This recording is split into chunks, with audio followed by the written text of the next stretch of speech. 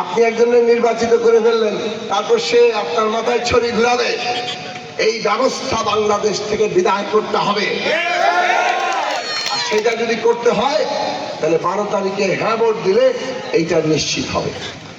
আরেকটা হচ্ছে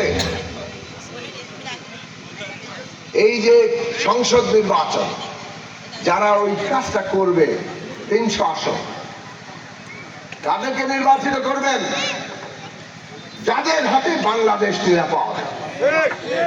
বাংলাদেশের নিরাপদ হওয়ার এখন দুইটা বড় প্রশ্ন। একটা হচ্ছে কারা এই রাষ্ট্র ব্যবস্থা পরিবর্তন করার জন্য অঙ্গীকার আবদ্ধ। এই জুলাই অভ্যুত্থানের বহু আগে, এই 24-এর আমির নির্বাচনের বহু আগে, 18 সালের মধ্যরাতের ভোট ডাকাতের পরে আমরা পরিষ্কার করে বলেছিলাম বাংলাদেশে আর সুষ্ঠু নির্বাচনের ব্যবস্থা টিকিয়ে রেখে হবে না। আমরা 31 দফা দিয়েছিলাম। সুতরাং সংস্কার, রূপান্তর, নতুন বন্দোবস্তের জন্য লড়াই বিএনপি, গণসংহতি আন্দোলন সহ আমাদের যুগপৎ জোট করেছে। সেই দিক থেকে বাংলাদেশের ভবিষ্যৎ গণতন্ত্রের জন্য যুগপৎ জোটই সবচেয়ে নির্ভরযোগ্য জায়গা। আর দ্বিতীয় বিষয়, স্বাধীনতা, সার্বভৌমত্ব।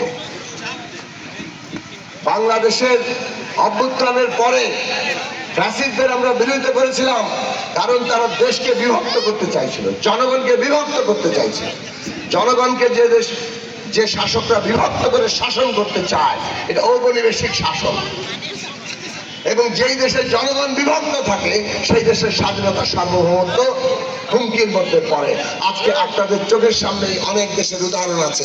কোন কোন দেশের প্রেসিডেন্টকে রাতের আধারে তুলে নিয়ে চলে যাচ্ছে।